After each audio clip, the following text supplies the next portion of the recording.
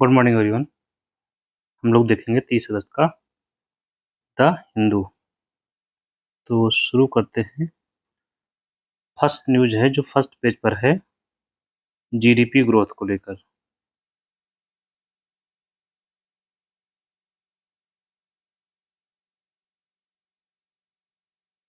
%7.8 Q1। विकास दर से ज्यादा अच्छी बात यहाँ पर होगी आर्थिक वृद्धि दर।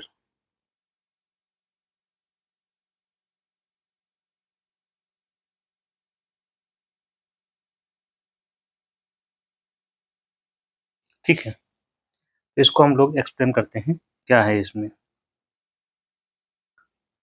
तो ये जो पहले तो हम समझते हैं जीडीपी क्या होता है।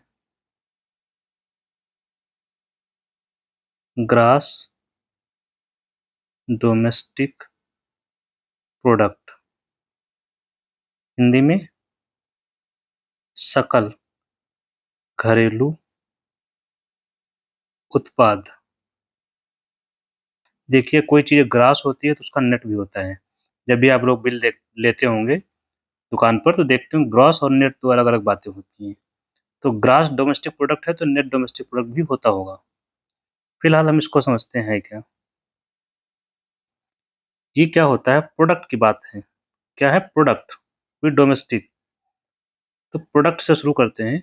इसका मतलब यहाँ पर क्या है, यहाँ पर प्रोडक्ट का मतलब उत्पाद। उत्पाद में दो चीजें शामिल है, वस्तुएं और सेवाएं। वस्तुएं और सेवाओं का कुल मूल्य, कुल वैल्यू जो हो, उसी को बोलते हैं जीडीपी। सीधे शब्दों में वस्तु बशर्ते कौन सी होनी चाहिए, अंतिम वस्तु हो। अंतिम वस्तु से तात्पर्य क्या है कि उस वस्तु का खपत किया जा रहा हो, कंज्यूम की जा रही हो। जैसे फॉर एग्जांपल कार अंतिम वस्तु है, लेकिन वहीं उसका जैसे इंजन है, उसकी इंजन, कार में इंजन लगा होता है तो इंजन अंतिम वस्तु नहीं है क्योंकि इंजन तो कार में लग गया। तो ये बीच की वस्तु है, ये हो गई इंटरमीडिएट गुड्स। मध्यवर्ती वस्तु, अंतिम वस्तु कौन सी है, कार। ऐसे ही पेंसिल आपकी अंतिम वस्तु हो गई। ठीक है, हम लोग पेन यूज करते हैं, अंतिम वस्तु है। घर में जब मसाला आता है खरीद के, वो वाला जो भी घर में आप खा रहे हैं, अपने घर में खा रहे हैं, यूज कर रहे हैं, वो सब अंतिम वस्तुएं हैं। ठीक है, तो अंतिम वस्तु उसका मूल्य जोड़ लीजिए और जो सेवाएं प्राप्त हुई उसका मूल्य जोड़ लीजिए, वही है जीडीपी। कुल मिला के क्या है, कीमत है वस्तुओं और सेवाओं की। लेकिन कितने साल की वस्तुएं जोड़ लोगे, तो एक टाइम बताना पड़ेगा। तो आपको बताएंगे कि 1 साल में, 1 साल में जो भी वस्तुएं बनी हो, जो भी वस्तु या सेवा का बनी हो, के लिए अच्छा शब्द क्या है, उत्पादन हुआ हो, हुआ हो, उनकी कुल वैल्यू जो है वो जीडीपी कहलाती है। अब आप लोगों को मैंने सेवा का एग्जांपल नहीं दिया, तो सेवा में क्या है, जहाँ सेवा वो चीज होती है जहाँ आप पैसे तो देते हैं लेकिन आपको कुछ मिलता हुआ दिखाई ना पड़ रहा हो। जैसे आप डॉक्टर के यहाँ जाते हैं, डॉक्टर को फीस देते हैं और बदले में कुछ मिलता है क्या, वो सलाह देता है। इसको बोलते हैं हेल्थ सर्विस। सलाह के पैसे ले लेता है लेकिन आपको कुछ दिखाई नहीं पड़ रहा है वहाँ पे। वैसे ही आप जब टीचर के पास जाते हैं तो टीचर आपको क्या देता है, विद्या। विद्या आपको दिखाई नहीं देती लेकिन आप पैसे तो देते हैं। ऐसे ही आप जाएंगे, मूवी देखने जाते हैं, मूवी आप देखते हैं, पैसे देते हैं, आपको मिला क्या है, आनंद मिलता है, लेकिन वो दिख नहीं रहा चीज़ों को, आप उसको छू नहीं सकते, महसूस नहीं कर सकते। ठीक है, ऐसे ही आप जाते हैं, आप परिवहन करते हैं, ऑटो रिक्शा बैठे चले गए, पहुंच गए किसी जगह पर जाना था, लेकिन आप कुछ महसूस कर पाए कि कैसे गया, क्या है चीज़ें। महसूस कर सकते हैं लेकिन वो आपको मिल नहीं रही चीज़, तुरंत खत्म। तो ये सभी चीज़ें जिनको आप देख नहीं सकते हैं, महसूस नहीं कर सकते, आप छू नहीं सकते, देख तो सकते हैं, लेकिन ज़रूरी भी नहीं है, शिक्षा कैसे देख पाओगे? तो छू सकते हैं जिसको, सॉरी, जिसको छू नहीं सकते हैं, तो वो सब किसमें आएगा? सेवा में आएगा। तो ये सारे एग्ज़ाम्पल आप देख लीजिए। वस्तुओं के एग्ज़ाम्पल जो आप आँखों से देख सकते हैं, उसको छू सकते हैं, महसूस कर सकते हैं, ये सब वस्तुओं के एग्ज़ाम्पल हैं। कार है, पेन है, टेबल है, मेज़ है, ये सारी वस्तुएँ हैं। तो ये आपने समझ लिया इतना कांसेप्ट, तो इसी पर सारा बेस्ड है। 1 साल में जो भी वस्तु और सेवा का उत्पादन हुआ हो, उनकी कुल वैल्यू जोड़ लीजिए, वही है जीडीपी। 1 साल का पीरियड आपको बताना पड़ेगा, कौन-सा पीरियड आपने रखा हुआ है, तो हम लोगों ने रखा हुआ कौन-सा पीरियड? अप्रैल से लेकर मार्च तक का, मार्च 31st ये पीरियड होता है, इसको हम लोग वित्तीय वर्ष बोलते हैं। इसी पीरियड में जो वस्तुएँ और सेवाएँ उत्पादित होती हैं, उन्हीं का मूल्य हम लोग जोड़ते हैं, ठीक है? अब यहाँ पर देखिए आंकड़े आए हैं। तो इस समय फाइनेंशियल ईयर कौन सा चल रहा है? 2025 और 26। इसको हम लोग क्वार्टर में बाँटते हैं, आंकड़े आते हैं क्वार्टर में। तो क्वार्टर कितने होंगे? हमेशा क्वार्टर होंगे 4। क्वार्टर का मतलब ही होता है चौथाई। तो ये क्वार्टर 1, क्वार्टर 2, क्वार्टर 3 और क्वार्टर 4। पहले क्वार्टर में कहाँ से कहाँ के आंकड़े आएँगे? अप्रैल से शुरू होंगे, जून तक के आएँगे। दूसरे में जुलाई, अगस्त और सितंबर। तीसरे में अक्टूबर से नवंबर और दिसंबर। फोर्थ में जैन टू मार्च। 3-3 महीने हो गए। अब देखिए आपका जो आंकड़ा आया है वो फर्स्ट क्वार्टर का आंकड़ा आया है। न्यूज़ यहाँ की है, ठीक है?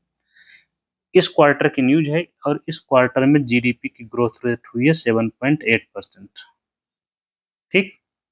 इसी को समझना है। अब जब कोई चीज़ परसेंट में होती है तो इसका मतलब क्या है?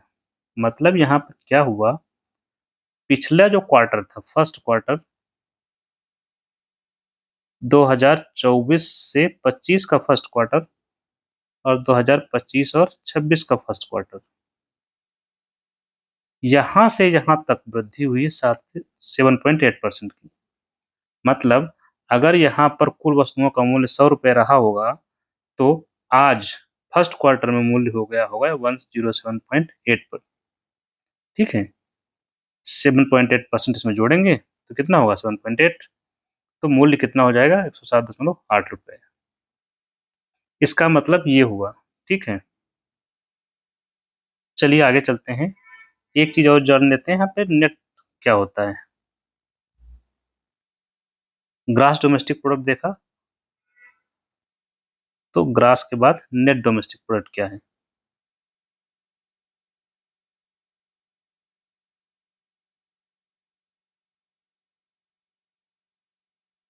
यहाँ पर एक चीज़ आप जब लिख रहे हैं, आप डोमेस्टिक जो लिखा हुआ है, एक शब्द ये छूट गया, ये, इसका मतलब क्या है? डोमेस्टिक अर्थव्यवस्था में जब भी कोई डोमेस्टिक कहता है, इसका मतलब होता है हिंदी में घरेलू, और घरेलू का मतलब होता है भारत देश की सीमा के अंदर।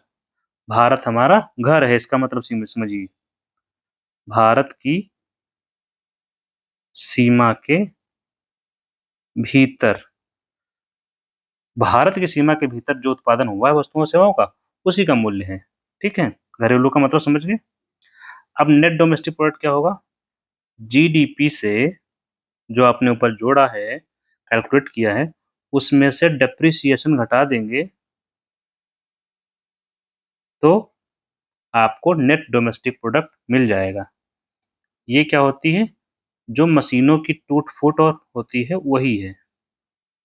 उसका मूल्य घटाया जाता है, माइनस करते हैं, ठीक है? नेक्स्ट, इसका बेस ईयर कितना है इस समय? बेस ईयर है 2011 और 12। और जीडीपी के आंकड़े कौन जारी करता है? Published by MoSPI. अब याद रखिए एक बात, अक्सर क्या होता है, आरबीआई अनुमान लगाता है। आरबीआई क्या लगाता है? अनुमान। उसका भी आता रहता है, लेकिन वो सरकार के ऑफिशियल आंकड़े नहीं माने जाते जिनके आधार पर हम निर्णय लें। इसके अलावा बैंकों के आंकड़े आते हैं, ये बता देता है कभी कभी कि इतना जीडीपी हमारी ग्रोथ होगी, तो ये हमारे लिए जरूरी नहीं है। तो आंकड़े कौन जारी करता है?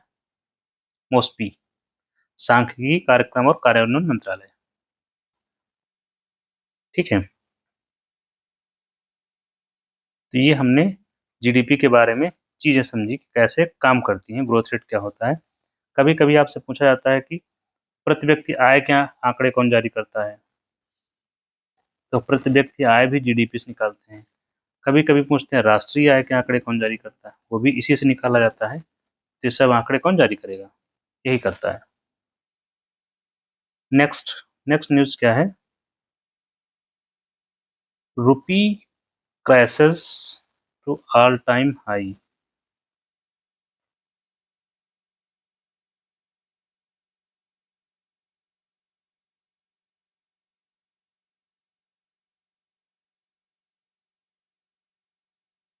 कितने रुपए पर? 88.09 रुपए। All time high rupee crash, मतलब ये रुपए का जो गिरावट हुई है, सबसे अधिक गिरावट हुई, एकदम सबसे निचले स्तर पर। रुपया सबसे निचले स्तर पर।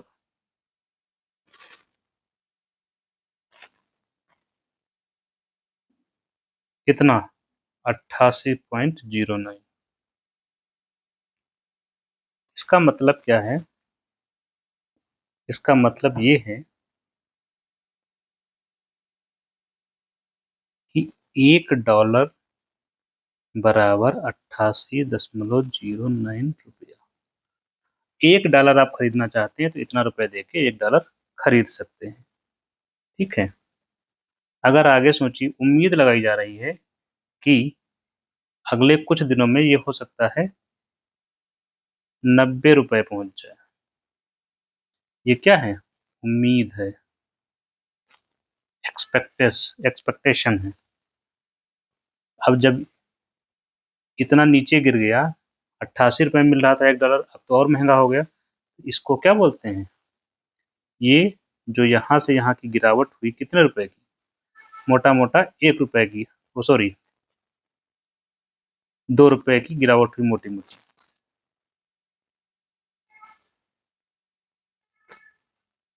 इसका बोलते हैं डेप्रिसिएशन, अवमूल्यन बोलते हैं। अवमूल्यन हुआ किसका? भारतीय रुपए का।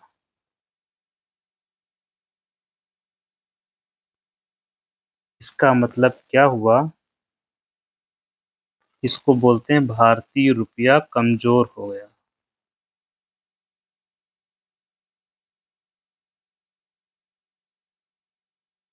क्या हो गया? कमजोर हो गया। आपको तो लग रहा पैसे बढ़ गए हैं, यहाँ पे 88 से 90 हो गए हैं। कमजोर कैसे हुआ? कमजोर ऐसे हुआ, सोचिए, इसको रिवर्स करिए।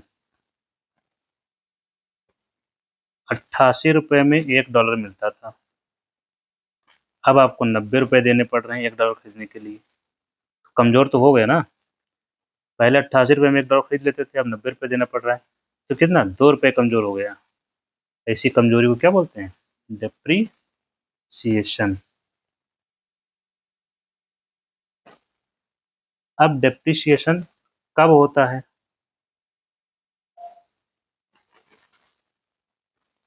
तो सीधा सा एग्जांपल इसमें है, फॉरेक्स मार्केट में इनका बाजार कौन सा होता है जहां पर मुद्रा का लेन देन होता है?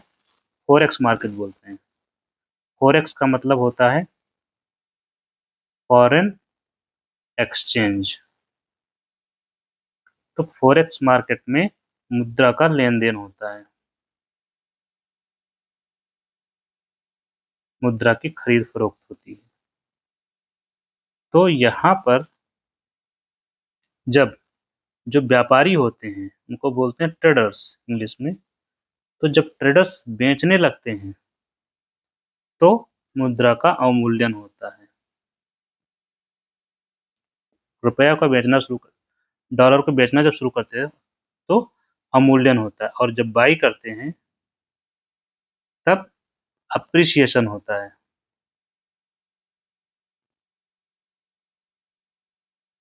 ये है डेप्रिसिएशन।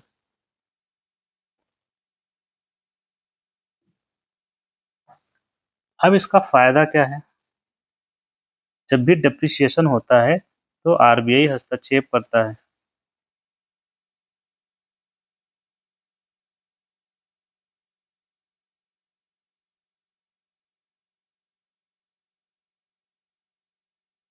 क्यों? तो आरबीआई जब हस्तक्षेप करेगा तो क्या करेगा? इसको रोकने के लिए आरबीआई क्या करेगा? डॉलर की आपूर्ति बढ़ा देगा, अगर स्टेबल करना चाहता है तो।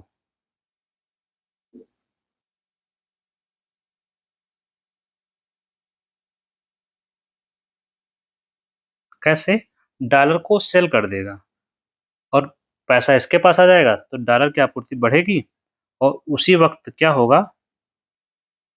रुपए की जो मात्रा है वो कम हो जाएगी। दोनों चीजें हैं। फिलहाल यहाँ डॉलर की आपूर्ति बढ़ाई जाएगी, इस पर आपको फोकस रखना है, क्योंकि इसी की वजह से जो है भारतीय जो रुपया कमजोर हुआ था। लेकिन आरबीआई ने इस बार ऐसा कुछ किया नहीं है।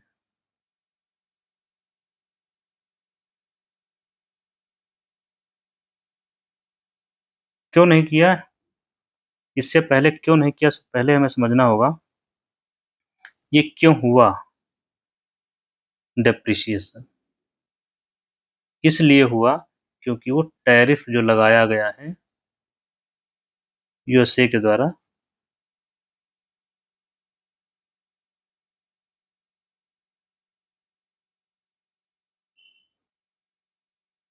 ये है उसका कारण।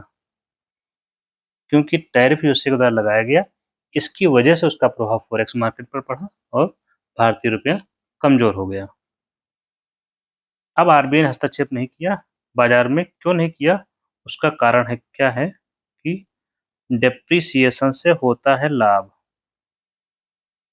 डेप्रिसिएशन से लाभ, क्या लाभ होता है भारत को या किसी देश को? जब डेप्रिसिएशन होता है तो निर्यात बढ़ जाता है। क्या होता है? निर्यात बढ़ जाता है,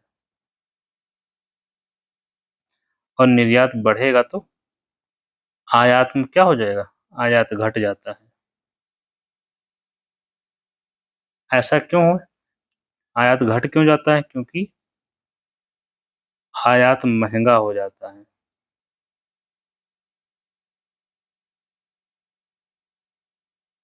और निर्यात क्यों बढ़ जाता है? क्योंकि निर्यात सस्ता हो जाता है।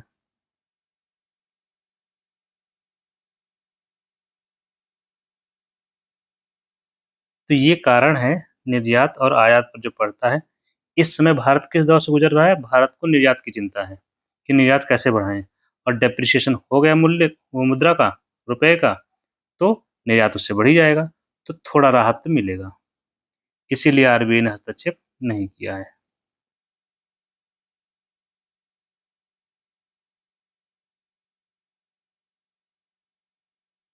ठीक है, तो ये हो गया आपका भारतीय रुपए का अवमूल्यन और उसकी वजह से पड़ने वाला प्रभाव, क्यों पड़ा और क्यों नहीं पड़ा। नेक्स्ट क्या है? थाई कोर्ट से जुड़ा हुआ मुद्दा है।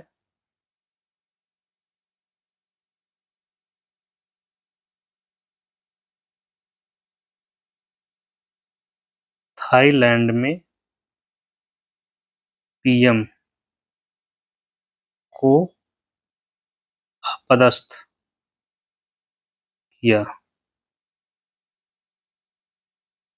किसके द्वारा? सुप्रीम कोर्ट ने किया है।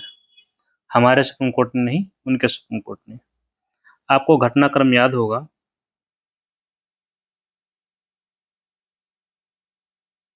क्यों किया गया? वहाँ की जो पीएम है थाईलैंड की, उनका नाम है पैटॉनगन पैटॉन टॉर्न सिनवात्रा। ये थक्सिन सिनवात्रा की बेटी हैं। ये पीएम थी थाईलैंड की। तो देखिए, एक तरफ थाईलैंड है और दूसरी तरफ था कंबोडिया। इनका बॉर्डर है साझा। ये बॉर्डर साझा है, तो दोनों तरफ से क्या हुआ, सैनिक जो थे वो आपस में किसी मुद्दे को लेकर भिड़ गए थे। ठीक। अब जब ये भिड़ गए तो इनकी समस्या निपटाने के लिए, जो भी समस्या क्या है, बॉर्डर डिस्प्यूट है।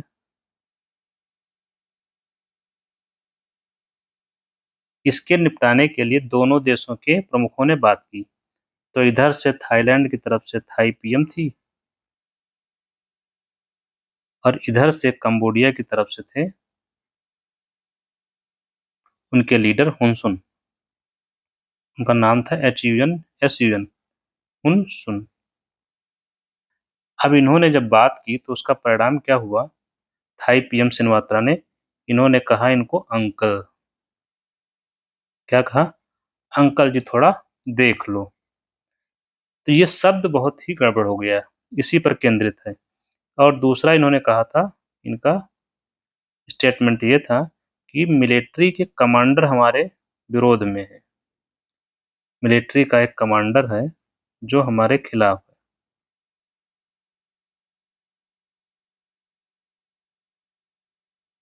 तो ये इनकी बात हुई थी हॉटलाइन पर। ये चीज लीक हो गई, इनका जो ऑडियो था बातचीत का वो लीक हो गया। यही ऑडियो लीक हुआ। इसी ऑडियो को सुप्रीम कोर्ट में चुनौती दी गई। तो सुप्रीम कोर्ट की संवैधानिक पीठ थी इनके यहाँ की, संवैधानिक पीठ 9 जजों की थी। निर्णय आया 6:3 का। 6 ने क्या कहा, वही माना जाएगा कि थाई पीएम ने गलत किया है। थाई पीएम ने गलत किया, तो इनको पद से हटा दिया गया। कारण क्या दिया गया, इन्होंने इथिक्स का उल्लंघन किया है।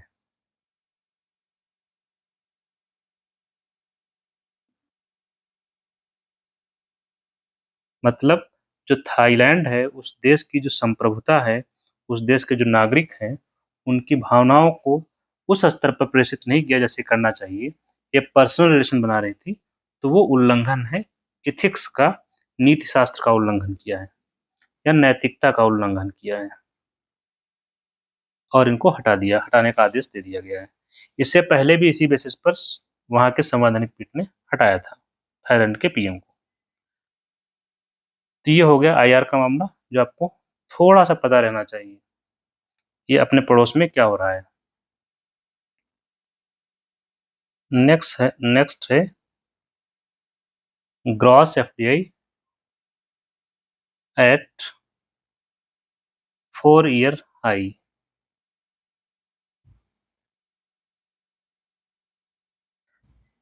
हमें क्या मतलब है हाई हो या लो हो, हमें ये तो एफडीआई पता होना चाहिए। एफडीआई क्या है?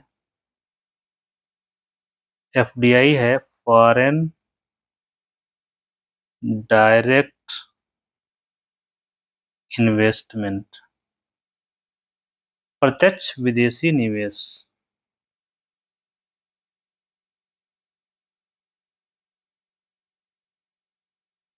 पहले ये पता हो तो चीजें आसान हो जाएंगी समझने में।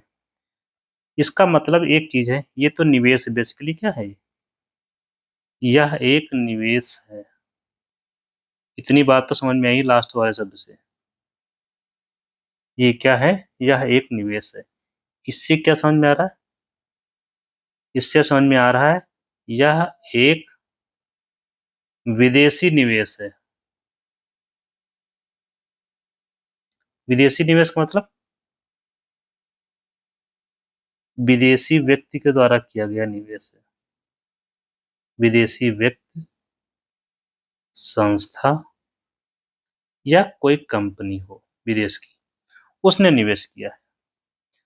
प्रत्यक्ष का मतलब सीधे तौर पर निवेश किया गया है।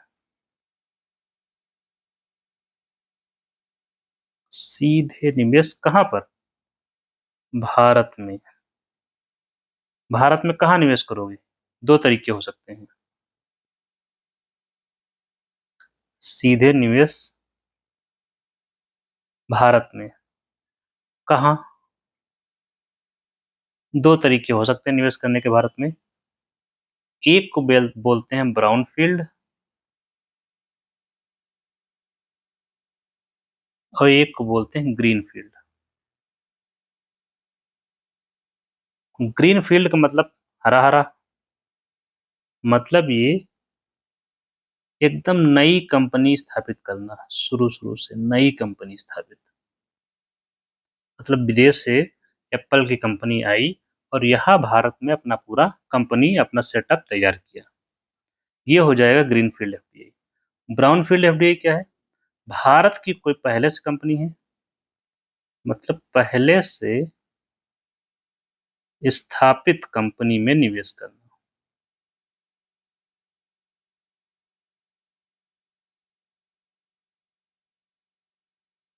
तो ये आपने समझ लिया निवेश क्या होता है, एफडीआई।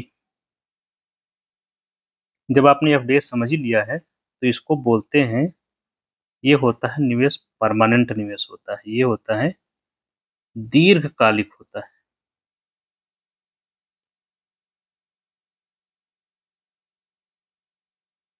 ये निवेश कैसा होता है? दीर्घकालिक, या यूं कहें ये स्थायी होता है।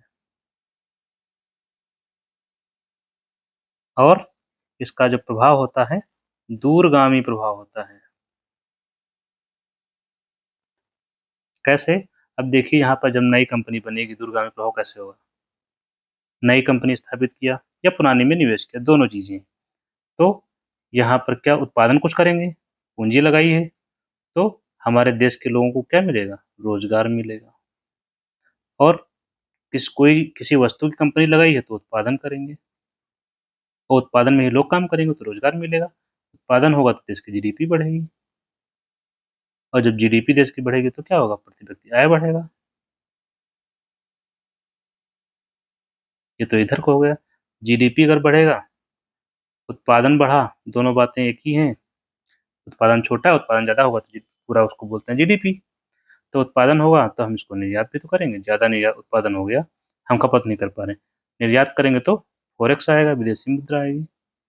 और निर्यात जब बढ़ेगा हमारा, तो हमारा ट्रेड डेफिसिट घटेगा।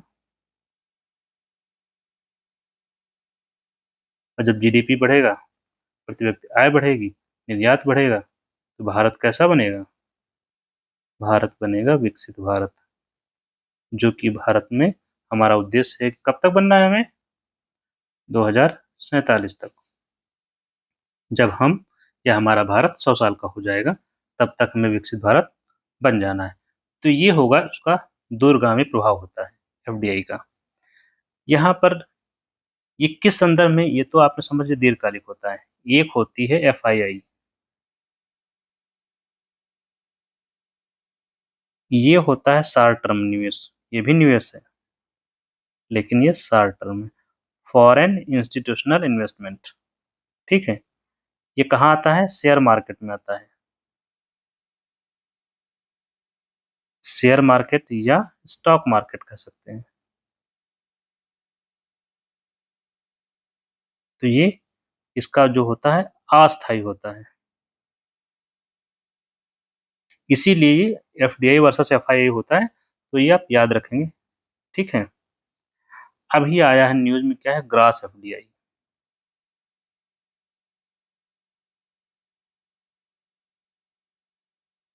ग्रॉस एफडीआई का मतलब हुआ देश में आया कुल विदेशी निवेश।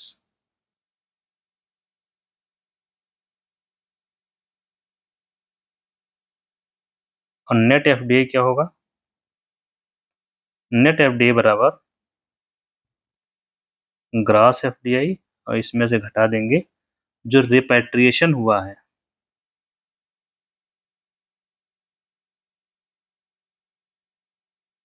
Plus outward FDI. मतलब ये जो देश से बाहर गया निवेश, क्योंकि हमारे देश की कंपनियां भी तो जाके किसी दूसरे देश में निवेश करेंगी ना, तो ये वो है, देश से बाहर गया निवेश। तो नेट एफडीआई क्या हो गया, कम हो गया। अभी जो न्यूज में है क्या हुआ, नेट एफडीआई कम हो गया है, कितना, 50%, जबकि ग्रॉस एफडीआई ज्यादा था। तो ये है न्यूज जो आपने समझा इसका पूरा प्रभाव। नेक्स्ट क्या है, गिग वर्कर्स को लेकर झारखंड कुछ सरकार बिल लेकर आई है। तो अब गिग वर्कर देख लीजिए होता क्या है। जो हमारे प्लेटफॉर्म है, ऑनलाइन प्लेटफॉर्म, चाहे आप ले लीजिए अमेजन, फ्लिपकार्ट, जोमेटो, ब्लिंकिट, ये सब ऑनलाइन प्लेटफॉर्म है। यहाँ पर जो लोग डिलीवरी बॉय का काम करते हैं, डिलीवरीज करते हैं, डिलीवरी करते हैं जो लोग, वो होते हैं गिग वर्कर्स।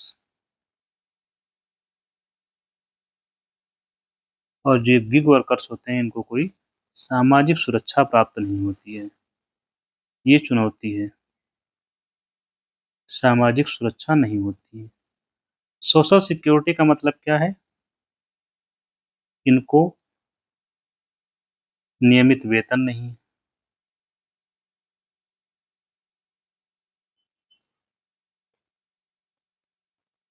दूसरा इनको पेंशन नहीं मिलती है, इनको इंश्योरेंस नहीं है, ये सब सोशल सिक्योरिटी है।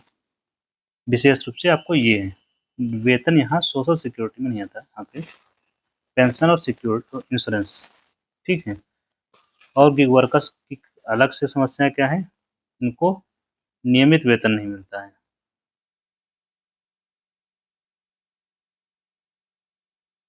छुट्टियां नहीं है इनके पास, हॉलीडेज जिनको बोलते हैं, या लीव।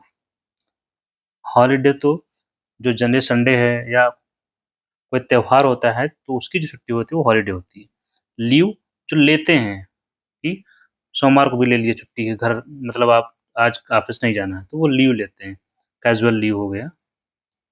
तो ये समस्या होती है गिग वर्कर्स की।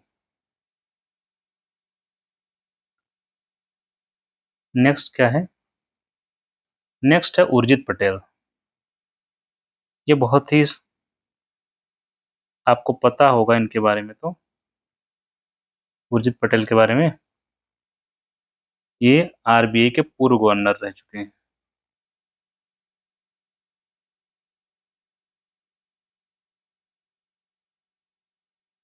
और इन्होंने दिया था इस्तीफा यहाँ से। सरकार यही थी मोदी जी की, अभी इन्हें नियुक्त किया गया है। लिखते हैं भाई क्या नियुक्त किया गया है, इन्हें नियुक्त किया गया है एग्जीक्यूटिव डायरेक्टर।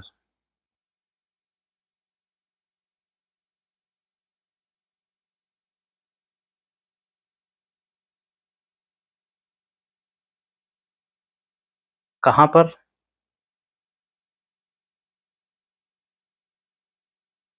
किसने किया है, भारत ने किया, पहली बात तो यही है। कहाँ, आईएमएफ में, इंटरनेशनल मॉनेटरी फंड में। तो यहाँ कितने डायरेक्टर होते हैं, तो होते हैं 25, कुल 25 ईडी होते हैं, एग्जीक्यूटिव डायरेक्टर्स होते हैं। और इन ईडी का क्या होता है, चुनाव होता है, इलेक्शन होता है। चुनाव कौन करता है, सदस्य देश। या देशों का समूह। अगर एक बड़ा देश है तो एक ही देश कर लेगा, जैसे कि अमेरिका है। अदरवाइज कई देश मिलकर एक व्यक्ति का चुनाव करते हैं। हमारा जो चुनाव हुआ है कहाँ पे हुआ है, तो इनका जो चुनाव हमने किया है भारत ने किया है। तो अकेले भारत ने नहीं किया है, इसके साथ में देशों का समूह है, जिसमें श्रीलंका है, जिसमें हमारा एक पड़ोसी देश जो इस समय हालात ठीक नहीं है, और एक भूटान। तो इन 4 देशों ने मिलकर किया है चुनाव, और हमने नियुक्त किया है मिलकर किसको, फिर उर्जित पटेल जी को। आईएमएफ के बारे में कुछ बातें आप लोग जानते ही होंगे। ये क्या है? ये है इंटरनेशनल मॉनेटरी फंड। कब स्थापित हुआ? 1945। मुझे लग रहा है 1945 ये। और इसी के साथ स्थापित हुआ था वर्ल्ड बैंक।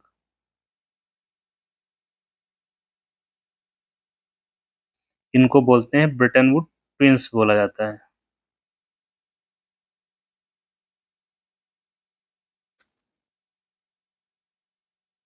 ट्विन मतलब जुड़वा। वर्ल्ड बैंक और आईएमएफ दोनों को ब्रिटेन वुड ट्विंस बोलते हैं। तो इनकी स्थापना 1945 में हुई थी, लेकिन ब्रिटेन वुड ट्विंस से हुई थी। ये ब्रिटेन वुड सम्मेलन जो हुआ था ये 1944 में हुआ था।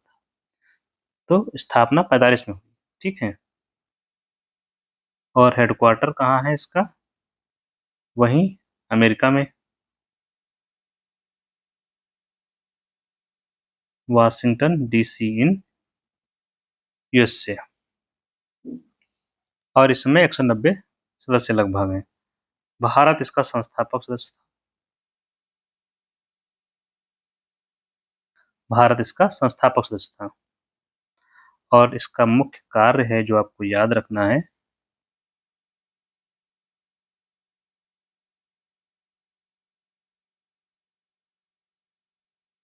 एक तो वैश्विक वित्तीय स्थिरता सुनिश्चित करना,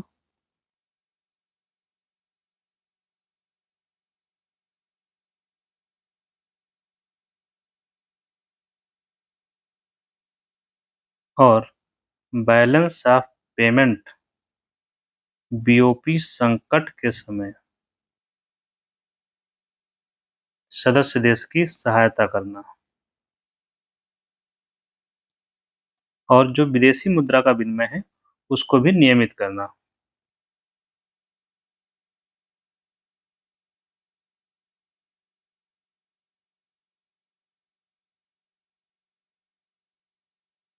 विनिमय को नियमित करना।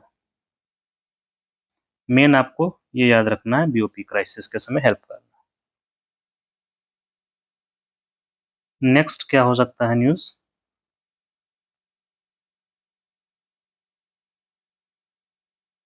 नेक्स्ट है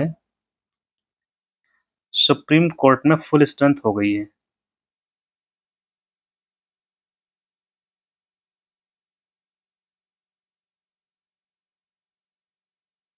सर्वोच्च न्यायालय में फुल स्ट्रेंथ रोज न्यूज में आ रहा है, तो हम लोग रोज पढ़ लेंगे ताकि याद हो जाए, ठीक है। सर्वोच्च न्यायालय में कुल जज कितने हैं?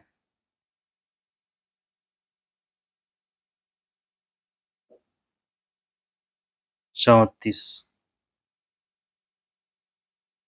एक हो गया सीजीआई, और 33 जज,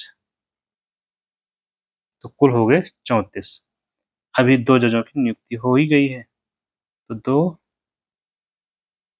जिनके बारे में हमने कल पढ़ा था, नाम याद हो गए होंगे आप लोगों को, उम्मीद करता हूँ। एक है पंचोली साहब, क्या नाम है? जस्टिस विपुल पंचोली।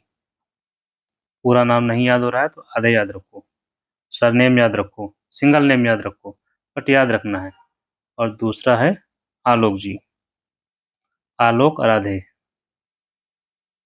तो आलोक याद रखेंगे, पंचोली जी याद रखेंगे, काम आपका सक्सेसफुली हो जाएगा। तो इनकी नियुक्ति हो गई है। कौन करता है, कल बताया था हमने।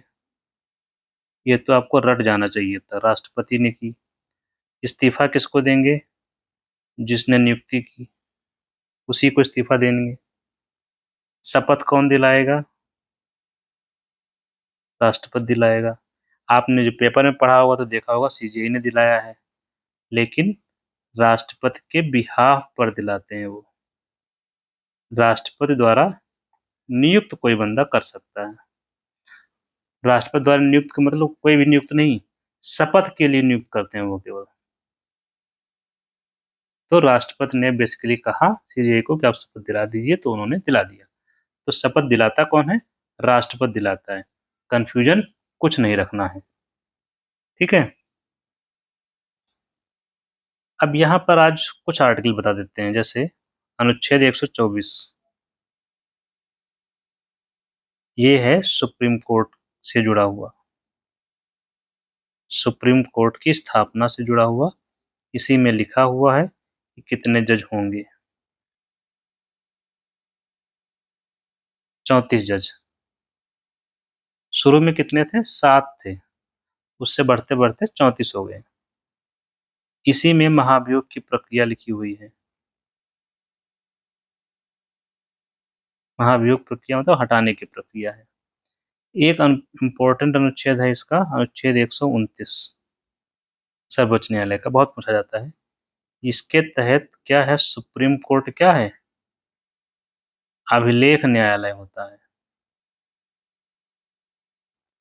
तो कभी आपसे कोई पूछता है सुप्रीम कोर्ट अभिलेख न्यायालय है या नहीं, तो आप कहिए है।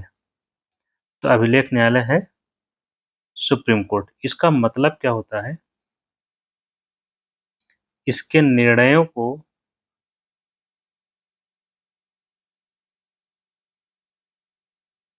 साक्ष्य के रूप में माना जाएगा। मतलब ये चुनौती नहीं दी जाएगी, इसके निर्णयों को साक्ष्य माना जाएगा और कोई चुनौती नहीं देगा इनको, ये गलत हो गया निर्णय, ऐसा नहीं होना चाहिए, ऐसा कुछ नहीं है। अपील कर सकते हैं सुप्रीम कोर्ट में जाके, बट ये नहीं कहेंगे कि निर्णय गलत है, ठीक है। तो इसके निर्णयों को साक्ष्य के रूप में माना जाएगा और कोई चुनौती नहीं देगा, इसका मतलब ये है। दूसरा मतलब ये होता है कि यह कंटेम्प्ट ऑफ कोर्ट की पावर होती है इसके पास, कंटेम्प्ट ऑफ कोर्ट। ये क्या होता है, यह इसके निर्णयों को, कुछ लोग हो सकता है कहेंगे हम क्यों माने सुप्रीम कोर्ट का निर्णय, हो सकते हैं लोग ना। तो इसके निर्णयों को मानने से इनकार करने पर या इसके निर्णयों की आप आलोचना करते हैं, आलोचना का मतलब निगेटिव टर्म में मैं यूज कर रहा हूं यहाँ पे,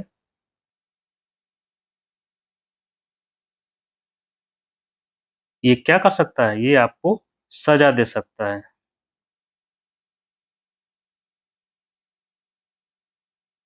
तो ये हो गया, इंग्लिश में बोलते हैं कोर्ट ऑफ रिकॉर्ड। अभिलेख न्यायालय का मतलब होता है कोर्ट ऑफ रिकॉर्ड। यहीं पर एक बात और याद रखेंगे, तो भारत में कोर्ट ऑफ रिकॉर्ड या अभिलेख न्यायालय, देखिए सुप्रीम कोर्ट भी है और हाई कोर्ट, दोनों ही अभिलेख न्यायालय हैं, ठीक है। बस इस सुप्रीम कोर्ट के बारे में अनुच्छेद 129 में लिखा हुआ है और हाई कोर्ट के बारे में 215 में, इतना ही अंतर है। तो आपसे कोई पूछे कि कोर्ट ऑफ रिकॉर्ड या अभिलेख न्यायालय के रूप में किनको मान्यता प्राप्त है या किनको ऐसा कहा गया है, दर्जा संविधान में दिया गया है, तो सर्वोच्च न्यायालय को बताइए और उच्च न्यायालय को बताइए, इनको दिया गया है। अब लास्ट टॉपिक हम लोग डिस्कस करते हैं, 8, joint credit mechanism.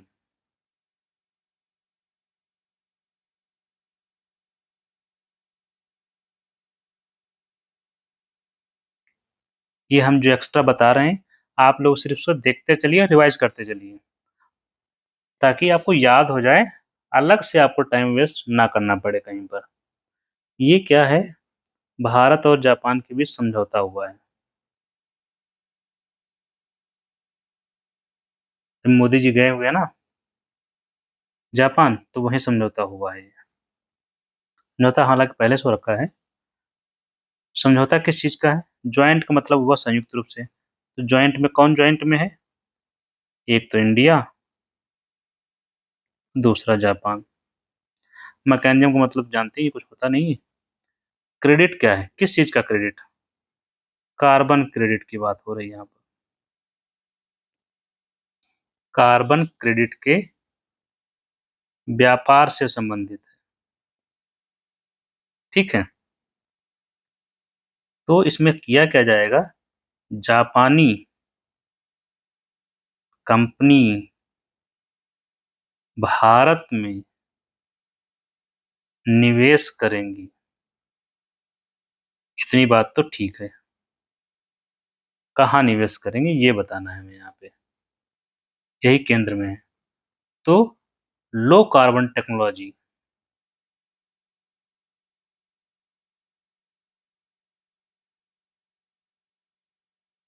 Low carbon technology sector में निवेश करेंगे।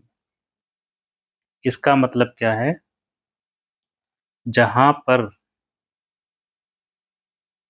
कार्बन का उत्सर्जन कम होगा, जहां पर नहीं होगा, इसको जिससे